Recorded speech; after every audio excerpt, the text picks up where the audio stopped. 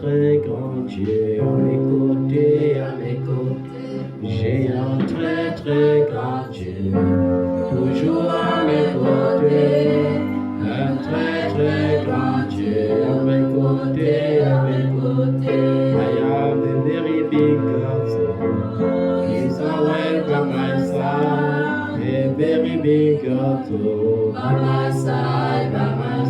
I am a very big God, He's always by my side, a very big God, by my side. J'ai un très très grand Dieu, toujours à mes côtés, un très très grand Dieu à mes côtés. J'ai un très très grand Dieu, toujours à mes côtés, un très très grand Dieu à mes côtés.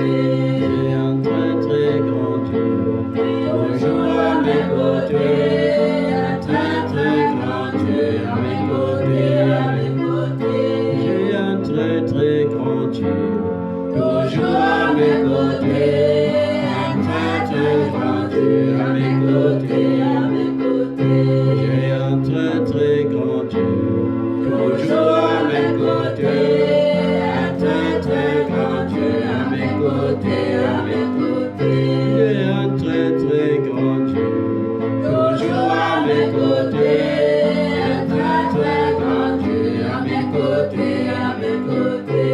J'ai un très très grand Dieu, toujours à mes côtés, un très très grand Dieu à mes côtés.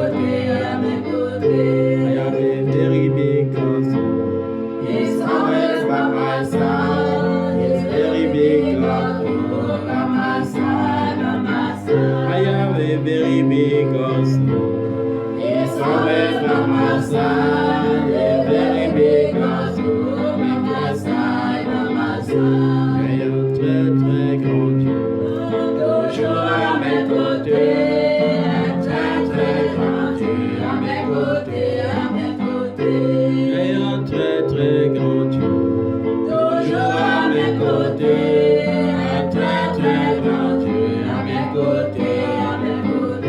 J'ai un très très grand Dieu, toujours à mes côtés, un très très grand Dieu à mes côtés. Amen. Ce grand Dieu s'appelle l'Éternel. L'Éternel est son nom. Jésus-Christ est son nom. Amen. Il n'échoue jamais. Et il te propose parfois deux combats.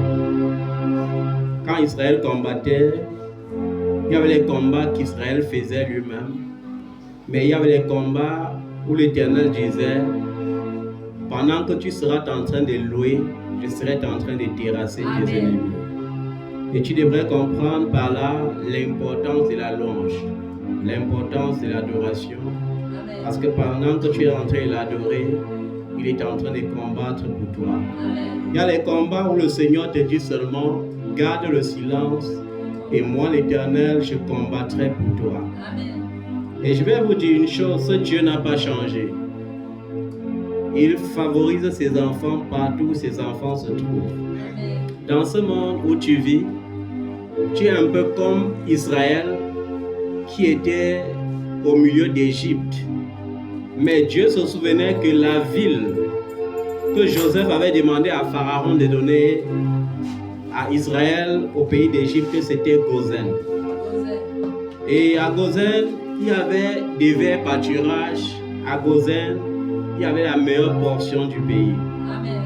Et Dieu se souvenant que son peuple était à Gozen, lorsqu'il a frappé l'Égypte de l'obscurité, il y avait la lumière à Gozen. Amen. Est-ce que vous comprenez ça? Amen. Et cela veut dire quoi? Je vous ai dit, Dieu créera une différence, toujours une différence entre ceux qui le connaissent et ceux qui ne le connaissent pas. Amen. Il y aura toujours cette différence entre ceux qui méprisent Dieu et ceux qui l'honorent. Ça veut dire que partout où tu vis dans ton Gozen. Même si tu vis dans un camp mélangé avec les gens, Dieu transforme ton camp en Gozen. Amen. Parce qu'à Gozen, il doit te favoriser. À Gozen, il va te donner la lumière quand les autres seront dans les ténèbres. Amen. À Gozen, il te donnera la pluie de l'arrière et de l'avant-saison. Amen. Et tu dois identifier tout ce qui t'appartient dans cette vie avec Gozen. Parce qu'à Gozen, il y a une grâce particulière. À Gozen, dans ton champ, il y aura cette différence. Le païen travaillera beaucoup à la sueur de son front. Toi, tu travailleras au fruit de la grâce. Et quand la grâce se manifestera, tu verras comment l'Éternel lui-même répandra la rosée dans ton champ pour créer une différence. Il y aura toujours une différence lorsque tu fais avec ta force et lorsque tu dis Seigneur, je suis fatigué, prends le relais. Amen. Et tu dois apprendre à le faire en toutes circonstances. On ne peut pas servir Dieu avec notre capacité naturelle, c'est impossible. On sert Dieu au prix de sa propre grâce. Amen. On sert Dieu avec sa propre capacité qu'il met en nous. Amen. Parce qu'à chaque fois que tu vas vouloir utiliser ta propre capacité, tu dois échouer. Et non seulement tu vas échouer, mais tu vas échouer lamentablement parce que tu seras dans le raisonnement. Il y a par exemple un fils qui, je crois qu'il habite à Madagascar, qui me contacte à propos de 1 Corinthiens 7, le verset 15, et qui me dit qu'est-ce que ça signifie. Et je lui dis, ça signifie que lorsque tu as connu Dieu, Dieu veut que tu sois rempli de son esprit pour ne faire que sa volonté. Or, qu'est-ce qu'une amie lui avait expliqué? Une amie lui avait expliqué que ce verset signifie qu'on ne doit plus prêter attention au mariage. Donc, si tu es marié, il faut que tu négliges le mariage. Si tu n'es pas marié, il faut que tu négliges le mariage. Et vous voyez comment parfois on peut mal comprendre la Bible.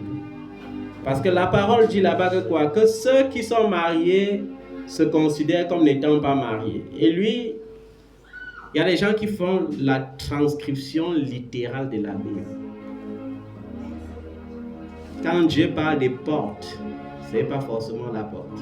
Quand Dieu dit malheur aux femmes qui seront enceintes, ce jour-là par exemple, est-ce qu'il est en train de parler d'une grossesse? Il parle en train de parler d'une grossesse. Maintenant, si tu laisses le raisonnement t'habiter, tu vas prendre la même parole et tu vas t'égarer avec la même parole. La parole de Dieu n'est pas faite pour nous égarer. C'est fait pour nous bâtir. C'est fait pour nous donner la vie. C'est fait pour nous éclairer. Alléluia. Amen. Il faut apprendre à inviter l'Éternel dans tes combats. Il faut l'inviter. Dans tout ce que tu fais, à un moment donné, la Bible dit que quoi? Servez l'Éternel et ne prenez pas plaisir, ne mettez pas votre confiance dans votre intelligence. Il faut mettre sa confiance en l'Éternel, ton Dieu. Et plus loin encore dans les livres des Psaumes, il dit malheur à l'homme qui se confie en l'homme. Si tu mets ta confiance sur l'homme, l'homme est comme une vapeur qui paraît et qui disparaît. C'est comme ça que l'apôtre Paul décrit l'homme, une vapeur qui paraît. Lorsque tu ouvres la marmite, la vapeur s'échappe et après quelques instants, tu ne connais même pas où c'est parti. Parfois, tu constates qu'il y a la vapeur parce que ça t'a brûlé si tu as mal placé ta main. Mais en réalité, après, ça disparaît. Ne mets pas ta confiance dans la créature. Mets ta confiance dans le Créateur. Amen. Parce que lorsque tu mets ta confiance dans le Créateur, il est impossible que tu échoues. Quand l'Éternel dit dans le livre des 2 Chroniques, chapitre 2, au verset 20, confiez-vous à l'Éternel. Il dit quoi? Confiez-vous à l'Éternel et vous serez affermis. Confiez-vous à ses prophètes et vous réussirez. À condition que ce soit les prophètes de l'Éternel. Parce que tous ceux qui disent qu'ils sont des prophètes ne sont pas forcément des prophètes. Lorsque tu te confies réellement aux prophètes, alors par conséquent tu réussis. Pourquoi? Parce que chez un prophète, il n'y a jamais de défaite. Le prophète établi par l'Éternel est tellement consacré à Dieu que lorsqu'il dit des choses même pour s'amuser, Dieu rend cela réel. C'est pourquoi il dit par la bouche du prophète Isaïe que j'accomplis fidèlement tout ce que prédisent mes envoyés, les prophètes. Et j'insiste sur les prophètes parce qu'aujourd'hui, ce ministère qui est lié à la prophétie est devenu une barbarie. C'est devenu un ministère où tout le monde entre dedans et fait ce qu'il veut avec. Un ministère où on utilise même pour dépouiller les gens.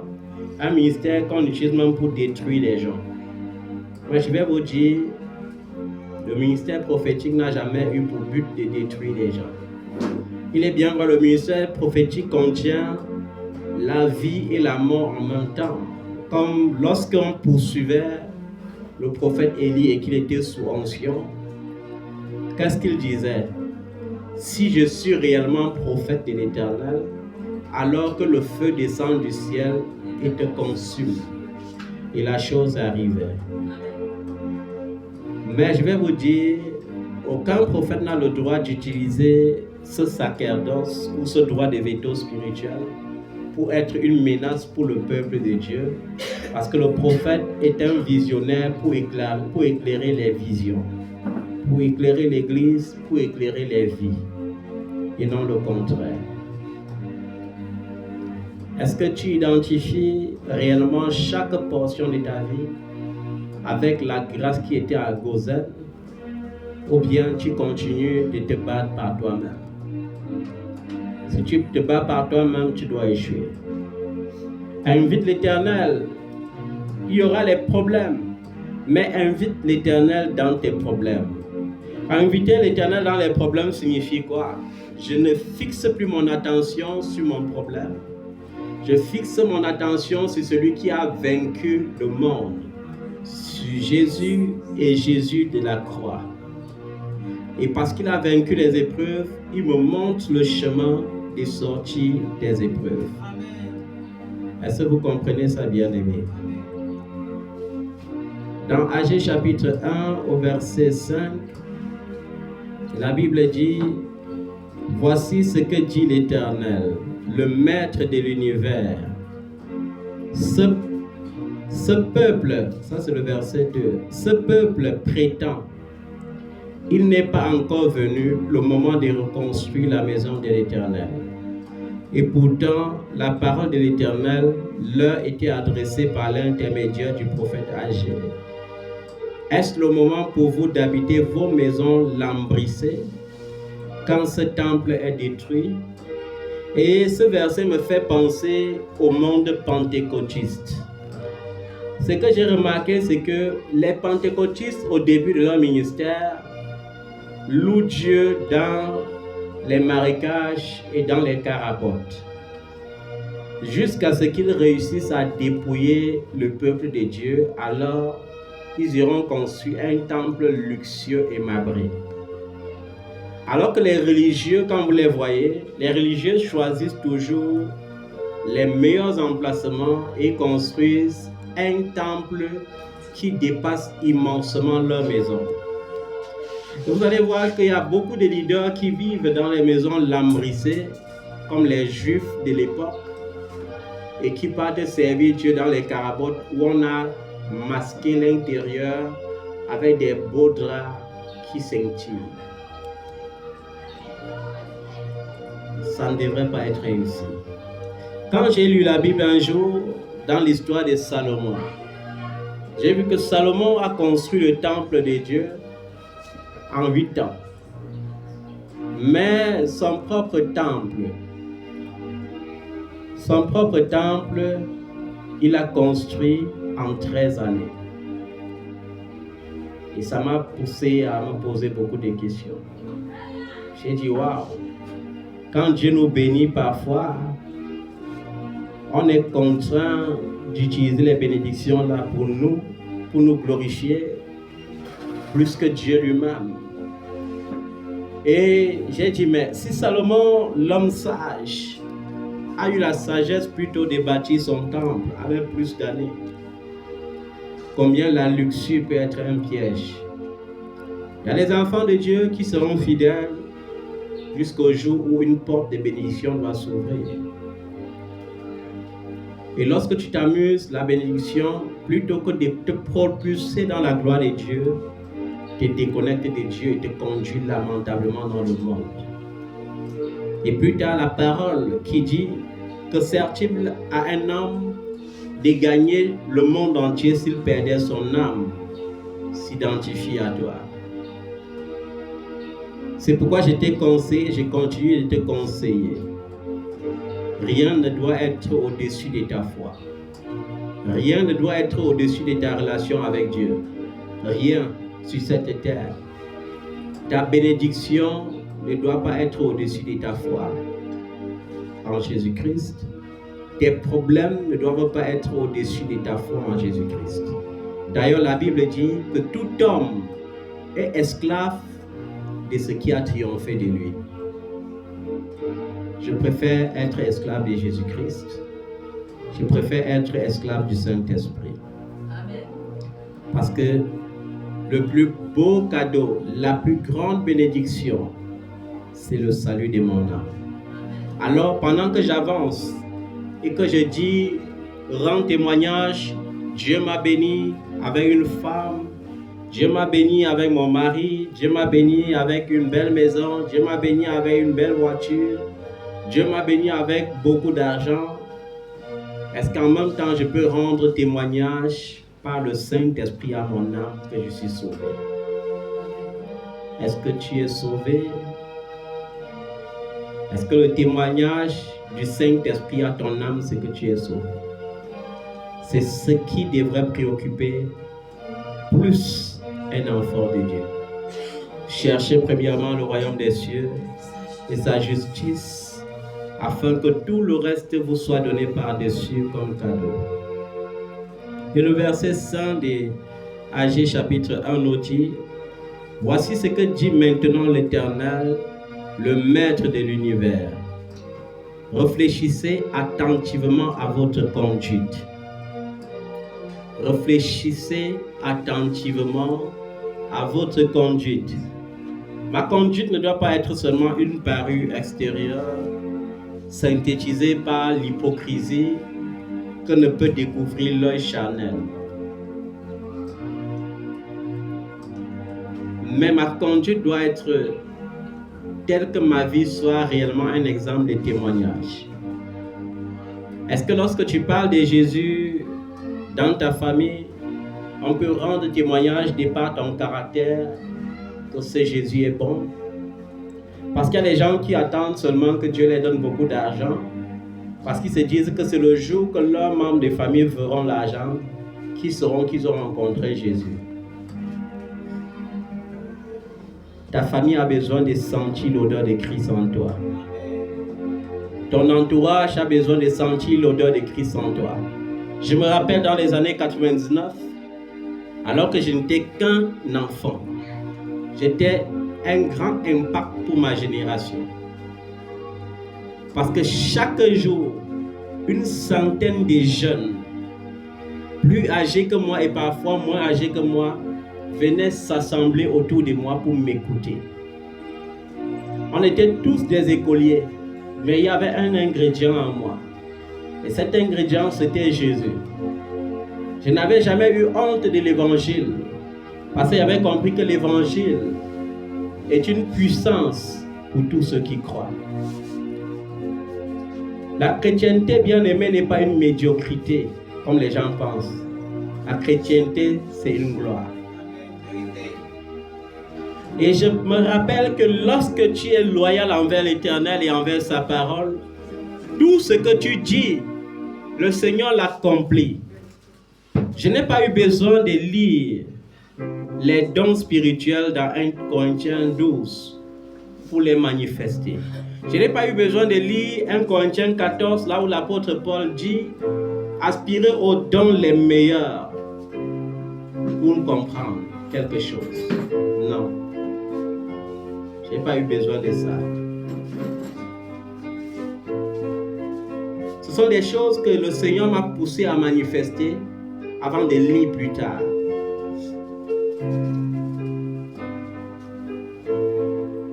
Je me rappelle que ce qui poussait les gens de ma génération à m'écouter, c'était la manifestation du surnaturel parfois. Parce qu'ils se demandaient par quelle autorité cet homme, jeune comme nous, peut s'adresser au ciel et le ciel exécute. Parce que lorsque tu crois et que tu mets une ferme confiance en Jésus, la Bible décrit Jésus comme quoi? Comme le commencement qui était la parole.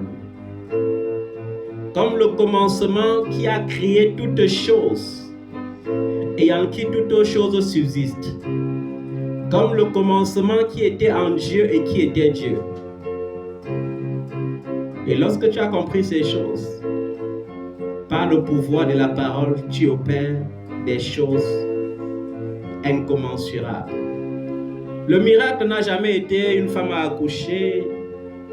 Non, le miracle c'est, est-ce qu'un aveugle est vraiment aveugle et au nom de Jésus il voit? Le miracle c'est des phénomènes que la science ne peut pas expliquer. Est-ce que tu as levé la main et tu as dit au soleil comme Josué, arrête-toi et ne marche plus, arrête-toi dans ta course là pendant 24 heures et que pendant un cycle de 24 heures, il n'y a pas eu de nuit? Est-ce que tu l'as fait?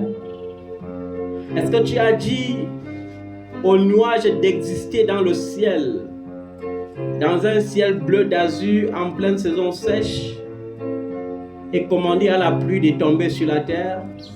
Et c'est ça le miracle. Parfois nous nous inquiétons de beaucoup de choses. Pourtant le mystère se trouve dans la parole. Et j'ai dit, je suis pour Dieu comme une sorte d'avocat qui défend son existence avec énergie. Parce que ce que Dieu m'a montré depuis mon enfance et ce qu'il continue de me montrer me démontre qu'il est Dieu. Et qu'il n'a jamais échoué. Et je vous ai rendu témoignage un jour que les gens de ma génération parvenaient parfois, malgré qu'ils m'écoutaient, à se moquer de moi, de ma fidélité vis-à-vis des heures de culte. Parce que lorsqu'il était mercredi et que je rentrais des classes, à 18h, il fallait que je sois à la cellule de prière. Et pour eux, ils se demandaient, mais qu'est-ce qu'il va chercher là-bas? Et je vous ai rendu témoignage qu'un jour, pendant qu'une grande pluie arrivait, il y a plus de 50 jeunes qui sont venus s'assembler autour de moi pour me dire, si tu veux nous montrer réellement que ce Jésus que tu dis peut faire ce que tu dis, ordonne à la pluie là de ne pas tomber et de te laisser aller dans vos églises là aujourd'hui. Parce que lorsque tu as réellement cru, on parle de vos églises. Pourquoi? Parce que les choses qui viennent de Dieu sont une folie pour les yeux de l'homme. On n'a jamais blâmé quelqu'un pour être égaré dans le catholicisme. On n'a jamais blâmé un humain pour être égaré dans la franc-maçonnerie. On n'a jamais blâmé un païen de s'enivrer. On n'a jamais blâmé un païen d'être impur ou impudique. Mais si tu veux que le nom de ton Dieu soit calomnié, deviens ivre un jour en public. Pratique l'impudicité en public et tu verras comment on va te calomnier. C'est pourquoi lorsque tu as réellement cru, ton langage ne peut plus être totalement compris des hommes naturels. Parce que la Bible dit que c'est spirituellement qu'on en juge. Et la Bible dit que l'homme naturel ne peut pas comprendre les choses de l'esprit. Parce que c'est spirituellement qu'on en juge. Tous ceux qui sont habités par l'Esprit de Dieu sont fils de Dieu. Mais tous ceux qui veulent vivre selon la chair ne sauraient plaire à Dieu. Tu veux vivre selon la chair, tu ne plairas jamais à Dieu. Et ce jour, je me rappelle, je les avais dit en riant. En riant, pourquoi? Parce que au fond de moi, je savais en qui j'ai cru.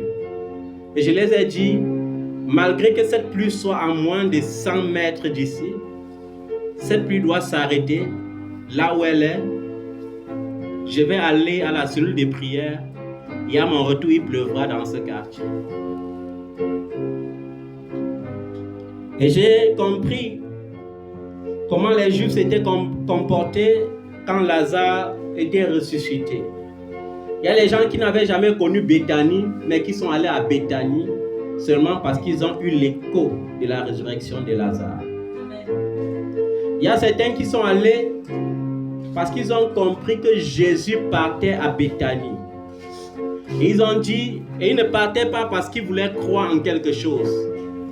Au milieu de la foule, il y aura toujours plusieurs catégories de personnes. Il y aura les gens que leur intention sera de se moquer. Donc à Béthanie, il y avait les gens qui partaient seulement pour dire, il faut que ce rienton de Jésus arrive. On se moque correctement de lui maintenant. Parce qu'il dit qu'il est bon, mais il est son ami intime mourir. Ça, c'était le but de certains Juifs. D'autres, c'était seulement ça leur but. Comme dans ta vie, il y aura les gens, leur but sera de t'épier nuit et jour. Est-ce que vous savez qu'il y a des gens qui consultent vos statuts jour et nuit pour voir à quel niveau vous êtes déjà? Et s'ils voient que vous avez pris l'avion, ils tombent d'abord dans le coma avant de ressortir. S'ils voient que vous avez une promotion, ils tombent dans le coma avant de ressortir. Pourquoi? Parce qu'ils ne souhaitent pas cela pour vous. C'est la même chose qui se passait à Béthanie. Et j'ai compris comment l'impact d'un miracle peut attirer un grand nombre de personnes. Parce que quand j'ai dit cela ce jour, je suis parti à l'église et la cellule de prière, c'était 1 heure de temps. Quand je suis revenu, j'ai vu qu'il n'y avait plus 50 personnes, il y avait une foule. Pourquoi? Parce qu'ils étaient allés chuchoter dans le quartier que celui-là prétend même qu'il commande avec son Jésus là la pluie. Donc le but de la foule, c'était de dire puisque la pluie devrait tomber selon eux et me bloquer même à l'église. Mais quand je suis arrivé et que j'ai vu la foule, je me suis réjoui. J'ai dit, Seigneur Jésus, les gens vont encore comprendre l'écho de ton nom aujourd'hui. Et quand je suis venu, j'ai trouvé la foule. J'ai dit, laissez-moi passer, mais courez chacun chez vous. Parce qu'il n'y a pas assez de place chez nous. Et on a dit pourquoi? Parce que quand il avait franchi la porte d'entrée de notre maison, la pluie qui était retenue au ciel va se verser comme une vanne qui s'est rompue. Et j'ai vu dans leur cœur beaucoup de railleries. On disait, regardez-nous celui-ci. Exactement comme on disait, d'où lui vient cette sagesse? N'est-ce pas le fils de Joseph? Et quand on disait, n'est-ce pas le fils de Joseph? C'était une façon de le ridiculiser, de dire, Joseph c'est même qui est en Israël. Un pauvre charpentier, même comme ça, il n'est même pas parmi les dignitaires. Et son fils vient prétendre qu'il est fils de Dieu. Il n'a jamais été à l'école, mais il y a quand même quelque chose qui nous surprend. D'où lui vient cette sagesse? Et je me rappelle que ce jour, dès que j'avais posé les pieds sur le chevet de notre porte, pour franchir la porte, une grande pluie est descendue. Et le lendemain, il y avait un silence absolu au quartier. Et maintenant, j'étais devenu un sujet d'inquiétude. Et on ne savait plus dans quelle classe me classer. Et Jésus veut faire beaucoup de choses avec toi comme ça. Jésus veut accomplir tellement de grandes choses avec toi. Jésus veut que tu arrives au stade où, lorsque tu es malade, ton premier médicament, c'est son nom. C'est que tu te souviens d'Isaïe 53 et que tu dises, il est écrit, tu as pris, il a pris mes maladies, il a été blessé pour moi. Par ses meurtrissures, j'ai été guéri. Et que tu confesses cela et que la maladie disparaisse. Jésus veut arriver avec toi à ce stade. Il veut arriver avec toi au stade où c'est sa parole qui va être prononcée. C'est pourquoi pour les anciens parmi vous, vous allez voir, si vous avez un bon souvenir, il y avait un jour où à la montagne à Vorbeti, j'éprouvais votre foi. Il y a des fois où on partait à Vorbechi en pleine saison sèche, en décembre, au temps où il est impossible de voir un nuage au ciel. Et que Joseph vous dit, levez la main au ciel et commandez au nuage de venir nous couvrir pour que le soleil ne nous frappe pas. Parce que pour ceux qui partaient à cette montagne, ils savaient qu'il n'y avait pas de maison. Et quand le nuage paraissait, je disais, ordonnez que ça grossisse. Il y avait les jours où la pluie venait et je disais, ne vous inquiétez pas, la pluie tombera aux alentours de cette montagne, mais ne tombera pas sur cette montagne. Mais il y avait aussi les jours où je disais, si vous n'ordonnez pas à cette pluie de s'arrêter, je préfère qu'il pleuve sur nous. Parce que Jésus ne nous a pas envoyés d'aller bâtir des enfants, mais d'aller bâtir des hommes faits. C'est pourquoi l'apôtre Paul dit, dans 1 Corinthiens 14, aspirez aux dons les meilleurs. Aspirez aux dons les meilleurs. Amen. Il y a beaucoup de témoignages comme ça que le Seigneur veut faire avec toi. Beaucoup de témoignages que le Seigneur veut accomplir dans ta vie.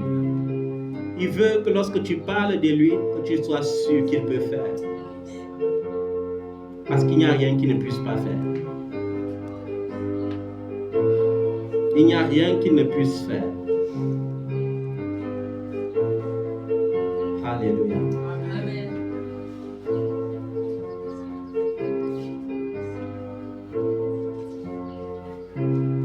Et je me rappelle lorsqu'il bâtissait un fils, pour ceux qui ont connu le frère Mathias, un autre témoignage. Je me rappelle qu'on était sorti du culte et on était allé prier pour une soeur qui était malade à Elictoa, à Manguier, et pendant qu'on rentrait, une pluie torrentielle a débuté et on s'est réfugié dans un bar. Et dans ce bar, il y avait un esprit d'impudicité très fort qui irritait mon esprit. Et j'ai dit à Mathias, à haute voix, expressément, « Fils, va demander à cette pluie de s'arrêter parce qu'il doit partir. » Et mon fils, il n'a pas cru en la parole. Qu'est-ce qu'il avait dit? Mais papa, il fallait me dire ça même au moins aux oreilles. Parce que quand tu dis maintenant comme ça, les gens ont entendu. Si maintenant la pluie ne va pas s'arrêter, imagine combien on va se moquer de moi. Et je lui avais dit, fils, ok, ta foi n'est pas suffisante. Arrête ma Bible, que j'aille moi-même ordonner à cette pluie de s'arrêter. Et vous savez comment les païens sont. Et comme ils avaient entendu, il y a une maman qui a dit, qui a alerté tout le bar, que les voilà, les églises réveillées. Les bonnes again, les voilà. Vous voyez un enfant comme ça, il manque quoi faire. Il dit qu'il va aller demander à la pluie, si le genre de pluie, de s'arrêter.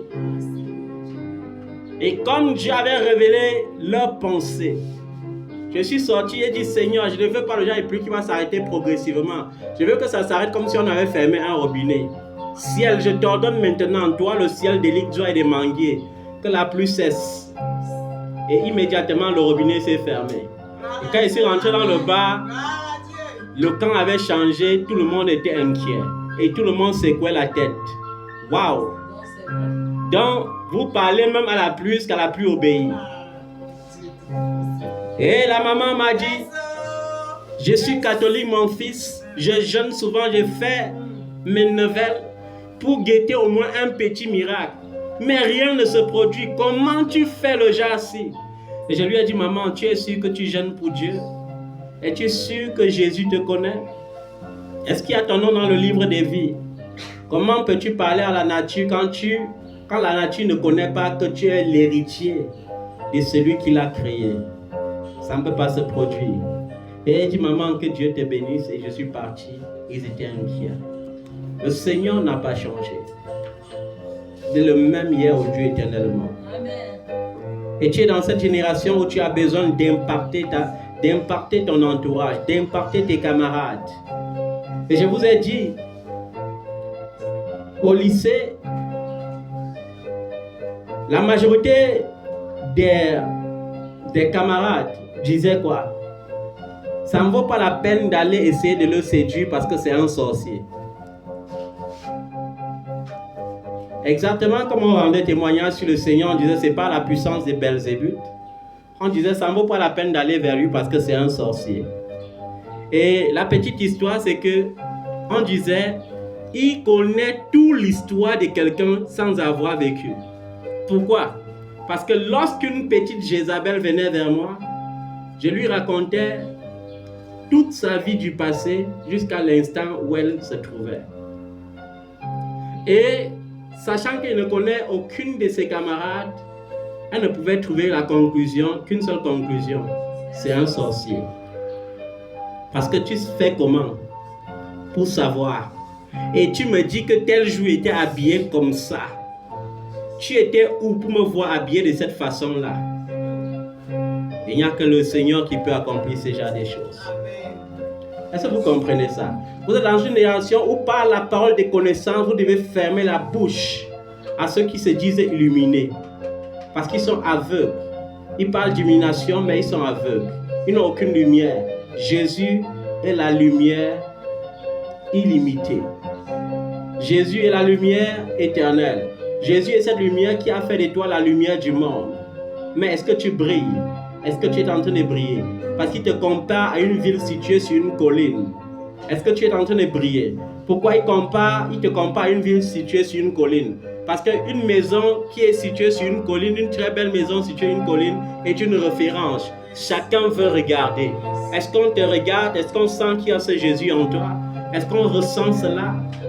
Parce que nous sommes déjà arrivés au temps où ce n'est plus par trop de prédications, par trop d'évangiles, mais c'est par le surnaturel, par la manifestation du surnaturel que tu dois gagner les âmes pour le Seigneur. C'est par la manifestation du surnaturel que les gens vont dire, comme on disait à l'apôtre Paul, qu'est-ce qu'on peut faire pour être sauvé? On n'a pas dit ça parce que Paul a prêché beaucoup, non. C'est parce que le surnaturel s'est manifesté. On les a entendus parler le grec, l'hébreu, le turc, tout ça, tous les mystères de Dieu en plusieurs langues, alors qu'ils ne sont pas nés là-bas. Ça a attiré l'attention des gens. Il a dit, ce Jésus que vous avez tué, ce Jésus que vous avez tué, sachez que Dieu l'a ressuscité des morts. Qu'est-ce qu'on peut faire alors pour être sauvé? Est-ce que tu as déjà vécu Jésus de manière à ce que dans ton quartier, les gens cherchent comment t'imiter? Parce que tu es devenu un exemple. Il y a les gens qui, dans ma jeunesse, je ne dis pas que je suis déjà vieux, mais quand j'étais encore plus jeune, se demandaient si j'étais un aimant. Parce que les gens, est-ce que vous vous imaginez le genre d'homme où les gens tissent des relations, même à prix d'argent en cachette, seulement pour qu'on dise qu'on te connaît aussi? C'est-à-dire que les gens sont fiers de marcher avec toi. J'ai aussi marché avec Yves. Parce que quand tu marches avec lui comme ça, on sent, il se sent aussi, il dit que non, j'existe déjà. Et parfois, je regardais mon physique et je riais. Parfois, je voulais voir si c'est parce qu'il y avait beaucoup de finances et je disais, mais je ne sais pas ce que j'ai. Mais j'avais quelque chose qui était plus grand que les finances. Amen. Jésus-Christ est Nazareth. Amen. Et les gens se demandaient comment il fait pour que ce proviseur, que les gens n'approchent pas, qui est tellement sévère, comment il fait pour être ami avec ce genre de monsieur? Comment il fait pour que ce monsieur-là permette qu'il entre dans son bureau sans demander l'avis de la secrétaire? Comment il fait pour que ce monsieur-là lui parle comme s'il parlait avec quelqu'un, un proche avec qui il a grandi? Pourtant, c'est lui le proviseur. C'est ça la manifestation de la lumière. Est-ce que tu portes la lumière? Lorsque tu portes la lumière, quand tu arrives à la présidence, malgré la foule, tu es distingué. Quand tu arrives à l'Assemblée nationale, malgré la foule, tu es distingué. Quand tu arrives au Sénat, malgré la foule, tu es distingué. Lorsque tu arrives dans une salle de banquet, malgré la foule, tu es distingué. Je me suis rappelé de quelque chose qui s'est produit dans une pharmacie. Je ne sais pas si c'était lundi dernier. Je suis entré dans une pharmacie. Il y avait les clients quand je suis entré. Et quand je suis entré, tout le monde, c'est comme si on avait braqué tout le service sur moi. Pendant que celle qui était derrière la caisse disait bonsoir monsieur, qu'est-ce qu'on peut pour vous? L'autre est quitté de la caisse pour venir dire monsieur, qu'est-ce qu'on peut pour vous? Et c'est un monsieur qui m'a fait revoir la scène de la réalité. Parce que le monsieur était placé depuis là et il disait bonsoir, s'il vous plaît, je veux ceci. Et c'est comme si on était sourd. Le monsieur, il n'a pas supporté, il s'est exclamé. Il a dit waouh, je ne comprends rien. Le monsieur qui vient d'entrer, c'est qui? C'est sa pharmacie. Et la demoiselle dit mais pourquoi monsieur? Il dit mais parce que ce monsieur m'a trouvé ici. Et lui-même, il peut témoigner que depuis, je suis devant vous en train de parler, vous ne m'écoutez pas. Et j'ai dit, mais c'est vrai, c'est vrai. Et j'ai ri. Et je ne pourrais pas lui donner des explications. Je ne pourrais pas lui donner des explications, mais je comprenais ce qui se passait. Je lui ai dit, monsieur, c'est un problème d'aura. Il a dit, sans doute, c'est vrai. Et j'ai dit, vous pouvez le servir. Je ne suis pas pressé. Et c'est ça. Lorsque tu portes le ressuscité en toi, à l'école, au travail, partout, dans le transport, il y a le reflet de la gloire. Le moment est venu où les gens doivent s'empresser de te servir, parce que tu te montres comme serviteur. Et j'aime toujours dire ça, nous sommes les serviteurs. Jésus dit, l'ouvrier n'est pas plus grand que le maître n'est pas plus grand que celui qui l'envoie. Si donc le maître a servi, qui sommes-nous pour ne pas servir? Car le Fils de l'homme est venu non pour être servi, mais pour servir. Aujourd'hui, tu manifestes un peu de dons, tu règnes. Tu veux qu'on mette le tapis rouge, tu marches dessus. Tu veux qu'il y ait les protocoles. Tu veux construire un mur hermétique autour de toi parce que tu veux te faire Dieu. Incapable de marcher sur les eaux. Incapable, lorsque le tonnerre gronde parfois, tu te caches. Le moment est venu pour toi de comprendre ces choses. Et cela ne sera possible que lorsque tu auras obéi à ce que dit l'Éternel, le Maître de l'univers, lorsque tu auras réfléchi attentivement à ta conduite. La crainte de Dieu s'exprime lorsqu'à la dernière minute, tu peux faire comme Joseph. Parce que ceux qui n'ont pas l'attitude de Joseph, ils préfèrent d'abord tomber. Et lorsqu'ils tombent maintenant, ils disent, Seigneur, la chair est faible. Non. L'attitude de Joseph, c'est quoi? C'est que le péché veut t'emballer, mais ton amour pour Jésus est plus grand que le péché. Et tu te ressaisis à temps pour dire au péché, tu ne peux pas me vaincre. Tu ne peux pas me vaincre. Je dis ça au super prétentieux là. Si tu sens que t'enfermer dans une chambre avec un sexe opposé peut être une occasion de chute pour toi, ne t'enferme pas. Parce qu'on n'a pas dit éviter, on a dit fuir. Il y a les péchés qu'on évite, il y a les péchés qu'il faut prendre seulement la course. Parce que si tu ne fuis pas, tu vas tomber. Alors, ainsi a dit l'Éternel, le Maître de l'univers, réfléchissez attentivement à votre conduite. Vous s'aimez beaucoup et vous récoltez peu. Vous mangez et vous n'êtes pas rassasiés. Vous buvez et vous n'êtes pas désaltérés. Vous êtes habillés et vous n'avez pas chaud. Le salaire de celui qui travaille tombe dans un sac percé. Ça, c'est la conséquence pour ceux qui n'observent pas attentivement leur voix. Lorsque tu n'observes pas attentivement la voix de l'Éternel, ton Dieu, tu sèmes beaucoup, tu moissonnes peu. Tu mets ton argent dans le sac est tout percé. C'est tout comment? C'est que lorsque tu crois que tu as 10 000, tu te rends compte que tu n'as que 1000 francs. 1000 francs. Et quand tu crois que tu as 1000 francs, tu as 100 francs.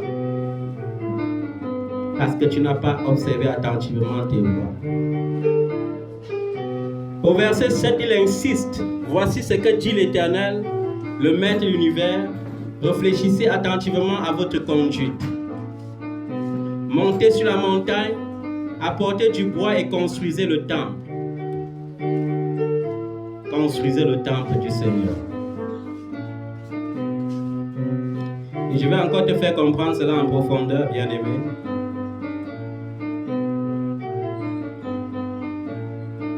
Comme les Juifs n'accordent pas la première place à l'Éternel dans leur vie, on parlait ici à un peuple qui n'accordait pas la première place à l'Éternel. Leur travail ne porte aucun fruit et n'est pas productif. Leur bien matériel ne leur donne aucune satisfaction puisqu'ils se concentrent sur l'amélioration de leur propre maison et ne considèrent pas qu'ils soient propriétaires.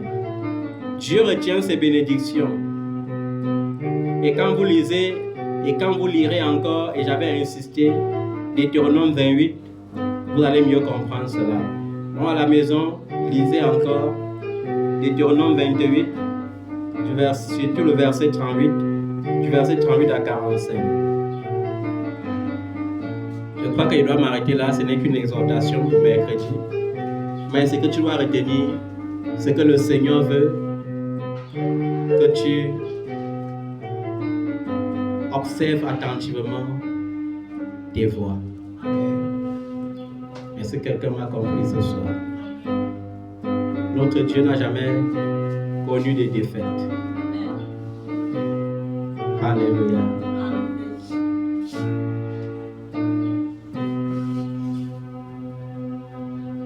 Que Dieu te bénisse et qu'il te remplisse de ses bienfaits. Amen.